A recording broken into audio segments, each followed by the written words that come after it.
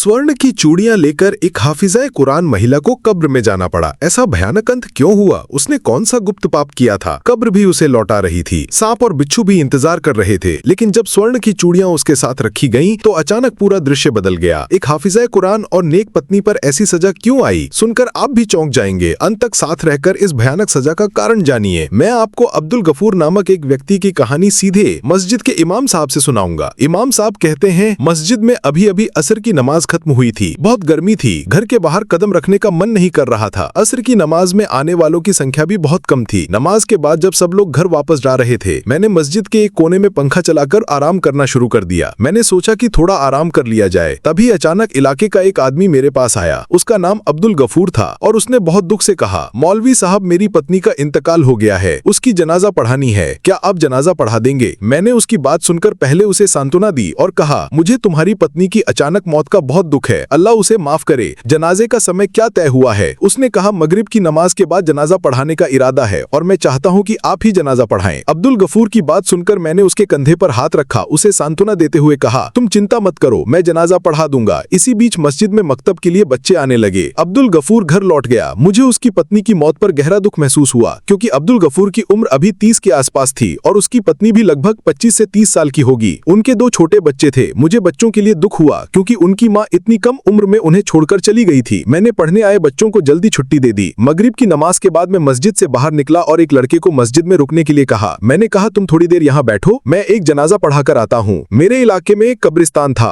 उसके बाहर जनाजा पढ़ाने के लिए जगह बनाई गई थी। जब मैं वहाँ पहुंचा तो बहुत से लोग मौजूद थे। मेरे आने के बाद जनाजा पढ़ी गई और अब दफन का काम शुरू हो गया था। कुछ लोग जनाजा पढ़कर चले गए, जबकि कुछ करीबी लोग अब्दुल गफूर के साथ कब्रिस्तान में रुक गए। मैं खुद अब्दुल गफूर के लिए बहुत दुखी और चिंतित था, इसलिए उसे हिम्मत देने के लिए मैं उसके पास रहकर उसकी मदद कर रहा था। कब्र पहले ही खोद ली गई थी और तब शव को कब्र में उतारा जा रहा था। लेकिन जिस समय शव को कब्र में उतारा जा रहा था, अचानक कब्र संकरी हो गई और कब्र के अंदर से अजीब आवाजें आने लगीं और कब्र के अंदर बहुत भयानक सांप और बिच्छू दिखाई दे रहे थे। वे शव को काटने के लिए घात लगाए बैठे थे। ये देखकर वहाँ मौजूद लोग डर गए और घबरा गए। बहुत से लोग अस्तगफिरुल्लाह कहते हुए भाग गए। अब्दुल गफूर निराश आंखों से एक बार शव की तरफ और दूसरी बार कब्र की तरफ देख रहा था। वह बहुत चिंतित हो गया। मैं खुद भी हैरान और चिंतित था। आज तक मेरी आंखों के सामने ऐसी कोई घटना नहीं हुई थी। तब तक अंधेरा हो चुका था और कब्रिस्तान का माहौल बहुत शांत हो गया था। मेरे रोंगटे खड़े हो गए थे। फिर भी मैं दुआएं पढ़ता रहा और धैर्य के साथ खड़ा रहा। अब अब्दुल गफूर बहुत चिंतित होकर कहने लगा, ऐसा क्यों हो रहा है? यहाँ तक कि कब्र खोदने वाला भी वहाँ रुकना नहीं चाहता था। वह जाने के लिए जोर दे रहा था, लेकिन मैंने और अब्दुल गफूर ने उससे विनती की कि वह एक और कब्र खोद दे ताकि शव को वहाँ दफनाया जा सके। तब तक सब लोग जा चुके थे। केवल अब्दुल गफूर, मैं और कब्र खोदने वाला ही बचे थे। तब कब्र खोदने वाला डर रहा था, इसलिए उसने पहले मना किया, लेकिन हमारी विनती पर वो मान गया और दूसरी कब्र खोदना शुरू कर दिया। उस कब्र को खोदने के बाद उसने हमें शव लाने के लिए कहा और खुद एक तरफ चला गया। मैं और अब्दुल गफूर शव लेकर दूसरी कब्र के पास गए और शव को उतारने की कोशिश की, लेकिन इस कब्र में भी अचानक बहुत से सांप और बिच्छू दिखाई दिए और कब्र से भयानक चीखने की आवाजें आने लगी। यह दृश्य देखकर कब्र खोदने वाला डरकर तुरंत कब्रिस्तान से भाग गया। तब कब्रिस्तान में केवल मैं और अब्दुल गफूर रह गए थे। अब्दुल गफूर की आंखों में आंसू थे, चेहरे पर डर था और होंठ कांप रहे थे। तब उसने कहा, मौलवी साहब, ये क्या हो रहा है? जब मैं अपनी पत्नी को दफनाने जाता हूँ तभी कब्र इतनी संकरी क्यों हो जाती है? सांप और बिच्छू क्यों आ रहे हैं? इसका क्या कारण है, बताइए। अब्दुल गफूर की दुखी आवाज सुनकर मैंने उसे हिम्मत दी और कहा, आओ हम फिर से कोशिश करते हैं और साथ में उसे दफनाते हैं। मुझे उम्मीद है कि इस बार ऐसी कोई घटना नहीं होगी। लेकिन इस बार भी ठीक पहले जैसी ही घटना हुई। कब्र ने उसकी मृत पत्नी को स्वीकार नहीं किया। मेरा शरीर पसीने से भीग गया। एक मस्जिद के इमाम के तौर पर मैं अल्लाह के गुस्से की सजा को अच्छी तरह समझता हूँ। मैं ये निश्चित हो गया था कि ये अल्लाह की तरफ से एक भयानक चेतावनी है। ये साफ था कि उसकी पत्नी ने ऐसा कोई गुनाह किया था जिसके लिए ये कड़ी अजाब उस पर आई है। वह मर चुकी थी, फिर भी कब्र बार बार उसके शरीर को अस्वीकार कर रही थी। तब मैंने अब्दुल गफूर से पूछा, क्या तुम्हारी पत्नी ने ऐसा कुछ किया था? कोई ऐसा गुनाह जिसके कारण उसका यह हाल हुआ है? मेरे चेहरे पर भ्रम का भाव देखकर अब्दुल गफूर फूट फूट कर रोने लगा। रोते रोते उसने कहा, मौलवी साहब, मेरी पत्नी नरगिस ने जिंदगी में एक गलती की थी और शायद आज की ये सजा उसी गलती का फल है। उसकी आवाज में निराशा और गहरे दुख की छाया थी। मैंने उसके कंधे पर हाथ रखकर उसे शांत किया और कहा, हिम्मत रखो अब्दुल गफूर, मुझे सब कुछ बताओ। जब तक तुम सच नहीं बताओगे तब तक हम उसे दफना नहीं पाएंगे। देखो सब लोग चले गए हैं, चारों तरफ अंधेरा हो रहा है और ईशा की नमाज का समय हो गया है। तुम अभी मुझे घटना बताओ ताकि हम उसे दफनाकर यहाँ से वापस जा सकें। अब्दुल गफूर समझ रहा था कि घटना कितनी गंभीर और भयानक है। आखिरकार एक लंबी सांस लेकर उसने कहा, मौलवी साहब, ये 6 साल पहले की बात है। तब मैं और मेरी पत्नी एक दूसरे इलाके में रहते थे। हम बहुत खुश थे। हमारी शादी को तब सिर्फ 3 साल हुए थे। हमारा एक बेटा था। मैं एक अच्छी नौकरी करता था। मेरी कमाई से हम तीनों का गुजारा चल रहा था। लेकिन मेरी पत्नी को गहनों और श्रृंगार का बहुत शौक था। वो नए नए कपड़े कपड़े खरीदने की शौकीन थी। जब भी वह किसी महिला को अच्छे श्रृंगार में देखती, उसके दिल में ईर्ष्या जागती। वो अक्सर मुझसे कहती, अब्दुल, तुम नौकरी के साथ साथ कोई और धंधा करो, सिर्फ नौकरी क्यों कर रहे हो? हम कब तक ऐसी गरीबी में गुजारा करेंगे? मेरा भी मन करता है कि मैं बहुत कुछ करूं। मैं उसे सांत्वना देता और कहता, चिंता मत करो, मुझे जल्द ही प्रमोशन मिलेगा, वेतन बढ़ेगा, तब हमारी बहुत सी समस्याएं हल हो जाएंगी। लेकिन वह कहती थी कि सिर्फ वेतन बढ़ने से क्या होगा, कितना और बढ़ेगा? तुम्हारा वो दोस्त पहले यहाँ साधारण नौकरी करता था, फिर दुबई गया, अब उसके घर में पैसों की बारिश हो रही है। उसकी पत्नी गहने पहनकर सजी संवरी रहती है, उनके बच्चे शहर के महंगे स्कूलों में पढ़ते हैं और घर में हर दिन रेस्टोरेंट से चाइनीज खाना आता है। तुम भी कुछ ऐसा करो। मेरी पत्नी लालच में आकर ये सब कहती थी और मैं हर दिन उसकी बातें सुनकर परेशान होकर सोचने लगा कि मुझे उनकी खुशी के लिए विदेश जाना पड़ेगा। इसलिए मैंने अपनी जमा की हुई पूंजी दोस्तों की सलाह पर एक एजेंट को दी, लेकिन उस एजेंट ने धोखा दिया और मेरे पैसे लेकर गायब हो गया। मैंने नौकरी छोड़ दी थी और कोई काम भी नहीं था, जमा की हुई पूंजी भी सब खो गई थी। हमारे घर की हालत खराब होने लगी। अब नरगिस दिन रात मुझे दोष देती थी और मैं उससे झगड़ा करता था। मैं कहता था, तुमने मेरे साथ अच्छा नहीं किया, पहले हमारी जिंदगी अच्छी चल रही थी, अब 2 वक्त का खाना भी मुश्किल से मिल रहा है, लेकिन तुम्हारे लालच ने सब कुछ खत्म कर दिया। मजबूर होकर मैं जो भी छोटा मोटा काम मिलता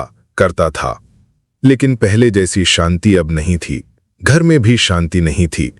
नरगिस घर की हालत देखकर एक घर में काम करने वाली बाई बन गई। वहां एक पति पत्नी रहते थे, उनके कोई बच्चे नहीं थे। उस महिला को कोई बीमारी थी, शायद वो बीमार रहती थी, इसलिए वो अक्सर बिस्तर पर पड़ी रहती थी। नरगिस उसकी देखभाल करती थी और साथ में घर का काम भी करती थी। इससे उसे अच्छी कमाई होती थी। नरगिस अक्सर घर आकर उनकी कहानियां सुनाती थी, जैसे आज साहब ने अपनी पत्नी के लिए 3000 रुपए का सूट खरीदा। कभी कहती थी, आज साहब ने अपनी पत्नी को सोने की अंगूठी तोहफे में दी। मैं हैरान होकर उसकी बातें सुनता था, क्योंकि वो महिला तो बीमार थी और साहब का काम भी अच्छा था, वो व्यापार करते थे। नरगिस कहती थी कि जब भी मैं उस महिला को देखती हूं, मुझे ईर्ष्या होती है। उसके दोनों हाथों में सोने की चूड़ियां, गले में चेन, कानों में झुमके, हाथों में 2-3 अंगूठियां, सब सोने के हैं, और इधर मेरे पास तो एक अंगूठी भी नहीं है। नरगिस हंसते हुए ये सब कहती थी। वो बिल्कुल भी कृतज्ञ नहीं थी। मैं अफसोस के साथ हालात देखता था। हमारे दिन जैसे तैसे कट रहे थे, लेकिन जो पहले था वो अब नहीं था। मेरे और नरगिस के बीच दूरी बढ़ने लगी।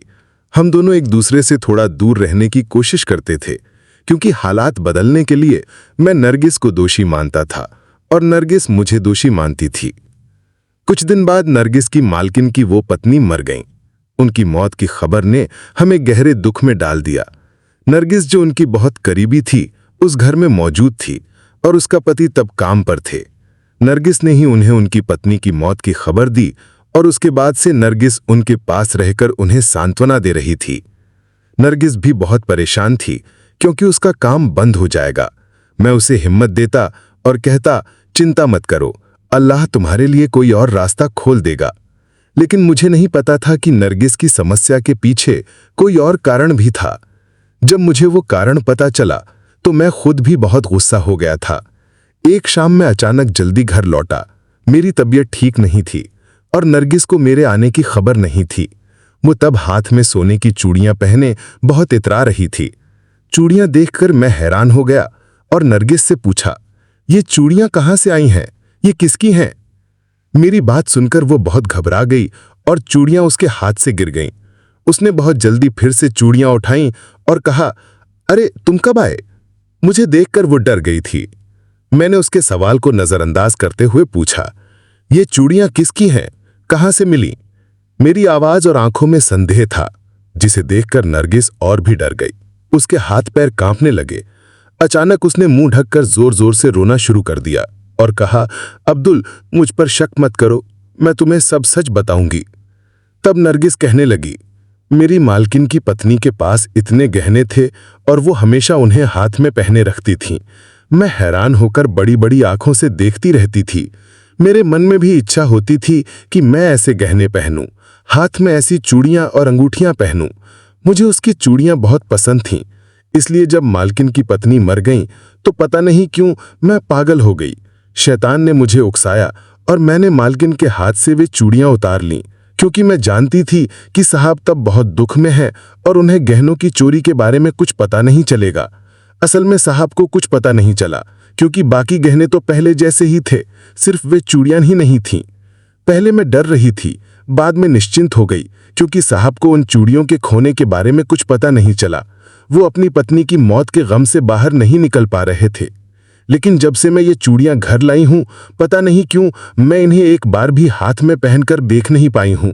जब मैं इन्हें हाथ में पहनती हूं तो अनजाने में उस महिला की छाती मेरे सामने आ जाती है और उसके हाथ में पहनी हुई चूड़ियां मेरी आंखों के सामने आती रहती हैं। मैं डरकर इन्हें वापस रख देती हूं। हर रात सपने में वो महिला मुझे दिखाई देती है और वो मुझसे पूछती है, नरगिस, तुमने मेरे साथ क्या किया है? तुमने एक मृत महिला के साथ विश्वासघात किया है। तुमने अपने मालिक के साथ धोखा किया है। वो मुझे ये हर दिन कहती है और मैं डरकर जाग जाती हूँ। मैं बहुत चिंतित हो गई हूँ। मैंने नरगिस के कंधे पर हाथ रखकर उसे हिम्मत दी और समझाया, वहां की सारी घटना साहब को बताओ, वो तुम्हें माफ कर देंगे। लेकिन वो डर से कांपते हुए बोली, नहीं नहीं अब्दुल, मैं ऐसा नहीं कर सकती, क्योंकि अगर मैं ऐसा करती हूं तो साहब मुझे जेल में डाल देंगे। मैं जानती हूं कि साहब बहुत सख्त हैं। वे छोटी मोटी गलतियां भी माफ नहीं करते हैं और अपनी पत्नी की मौत के बाद उनका दिल बहुत सख्त हो गया है। मैं जानती हूं कि अगर मैं उनके सामने अपना अपराध कबूल करूंगी तो वो मुझे माफ नहीं करेंगे, बल्कि जेल भेज देंगे। मैं कैसे जेल जाऊंगी? तुम्हारे बिना कैसे रहूंगी? इतना कहकर नरगिस ने मेरा हाथ पकड़कर रोना शुरू कर दिया। मैं बेबस आंखों से देखता रहा।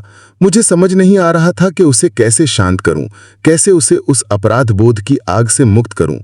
इमाम साहब, उस दिन से नरगिस पहले वाली नरगिस नहीं थी। धीरे धीरे वो अधमरी होने लगी। उसका रंग फीका पड़ रहा था। आंखों के नीचे गहरे घेरे पड़ रहे थे।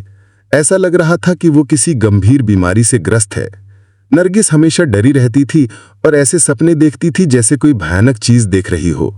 जो नरगिस पहले श्रृंगार के प्रति बहुत उत्साही थी, हाथों में चूड़ियां पहनती थी, अब चूड़ियों का नाम सुनते ही बहुत डर जाती थी। उसने उन चूड़ियों को कभी निकालकर नहीं देखा, बल्कि उनका नाम लेना बंद कर दिया था। ऐसी हालत में हमारे घर में एक बेटी का जन्म हुआ था, लेकिन नरगिस का ध्यान उस बेटी की तरफ बिल्कुल नहीं था। वो अपने पश्चाताप और डर के नशे में ही थी। धीरे धीरे वो जीवित अवस्था में भी उस महिला को देखने लगी और अक्सर उसे सामने देखकर चीखने लगती और तब उसके शरीर में अजीब हरकतें दिखाई देती। मैं चाहता था कि मालिक से बात करके सारी घटना बताऊं और नरगिस के लिए माफी मांगूं। शायद इससे नरगिस को उसके पश्चाताप से मुक्ति मिलेगी और उसकी हालत थोड़ी अच्छी होगी। इसलिए मैंने नरगिस को कुछ बताए बिना मालिक के बंगले के पास गया, लेकिन पता चला कि मालिक 2 महीने के लिए विदेश गए हैं। मैं बहुत निराश हुआ, क्योंकि नरगिस की हालत दिन ब दिन खराब हो रही थी और उसकी चीखों से मेरा दिल रोता था। मैं जानता था कि उसने लालच में आकर एक मृत महिला के हाथ से चूड़ियां छीनने जैसी एक बड़ी गलती की थी, लेकिन अब वो गलती उसके गले का फंदा बन गई है। वे चूड़ियां अभी भी हमारे घर की अलमारी में पड़ी हैं, जबकि नरगिस नहीं है। पश्चाताप की आग में जलते जलते वो दुनिया छोड़कर चली गई है। अब सारी घटना का सच आपके सामने है मौलवी साहब। अब आप बताइए कि मैं क्या करूं? मैं ये सब कैसे सहूं? ये कहकर अब्दुल गफूर फिर से रोने लगा और मैं अजीब से डर में चला गया। मैं सोच भी नहीं सकता था कि एक महिला ऐसा गुनाह करके इतने भयानक अजाब में पड़ेगी। मैंने अब्दुल गफूर से कहा, तुम एक काम करो, घर से वे चूड़ियां लेकर आओ, क्योंकि मुझे लगता है कि शव को दफनाने से इन चूड़ियों का कोई संबंध है। ये सुनते ही वो हैरानी से मेरी तरफ देखकर बोला, मौलवी साहब, चूड़ियों का दफनाने से क्या संबंध हो सकता है? आप क्या कहना चाहते हैं? मैंने कहा, तुम चूड़ियां लेकर आओ, फिर मैं तुम्हें सब समझा दूंगा। मैं यहीं इंतजार करूंगा। उसे हिम्मत देकर मैंने घर भेजा। मैं तब वहां खड़ा होकर तस्बीह पढ़ रहा था और नरगिस की मगफिरत के लिए दुआ कर रहा था। 20-25 मिनट बाद अब्दुल गफूर कांपते कांपते वापस आया। उसके हाथ में वे चूड़ियां थीं। चूड़ियां सोने की बनी थीं, बहुत सुंदर चूड़ियां थीं। शायद इन्हें देखकर किसी भी महिला का दिल पिघल जाएगा और वो इन्हें पाना चाहेगी। नरगिस की इच्छा होना स्वाभाविक था, लेकिन उसने अपनी इच्छा पूरी करने के लिए गलत रास्ता चुना और एक मृत महिला के हाथ से चूड़ियां छीनकर खुद को एक स्थायी अजाब में डाल दिया था। तब मैंने अब्दुल गफूर से कहा, इन चूड़ियों को नरगिस के कफन के ऊपर रखो, फिर मेरे साथ शव को दफनाओ। अब्दुल गफूर ने मेरी बात मानकर ऐसा ही किया। चूड़ियों को नरगिस के कफन के अंदर रखकर हमने शव को कब्र में उतारना शुरू किया। इस बार कब्र ने उसे स्वीकार कर लिया। नरगिस ने जो पाप अपने दिल को खुश करने के लिए किया था, अब वो पाप उसके साथ जा रहा है। आने वाले दिनों में उसके साथ क्या होगा, ये अल्लाह ही जानता है, हम कोई नहीं जानते। मैंने और अब्दुल गफूर ने उसे दफनाया और कब्रिस्तान से बाहर आ गए। अब्दुल गफूर बहुत दुखी था, क्योंकि उसे दोगुना दर्द सहना पड़ा था। पहला तो उसके बहुत प्रिय पत्नी इस दुनिया से चली गई थी और दूसरा उसका जीवन का आखिरी समय ऐसे बुरे तरीके से बीता। मैंने उसे समझाते हुए कहा, धैर्य रखो। उसे उसके घर पहुंचाकर मैं मस्जिद वापस आ गया। इशा की नमाज पहले ही खत्म हो चुकी थी, लेकिन मुझे अकेले नमाज अदा करनी पड़ी। मैंने अकेले नमाज अदा की और अल्लाह के सामने नरगिस के लिए बहुत ज्यादा दुआ की, क्योंकि मैं जानता था कि नरगिस ने एक ऐसा पाप किया था जिसकी सजा शायद क़यामत तक उसे भुगतनी पड़ेगी।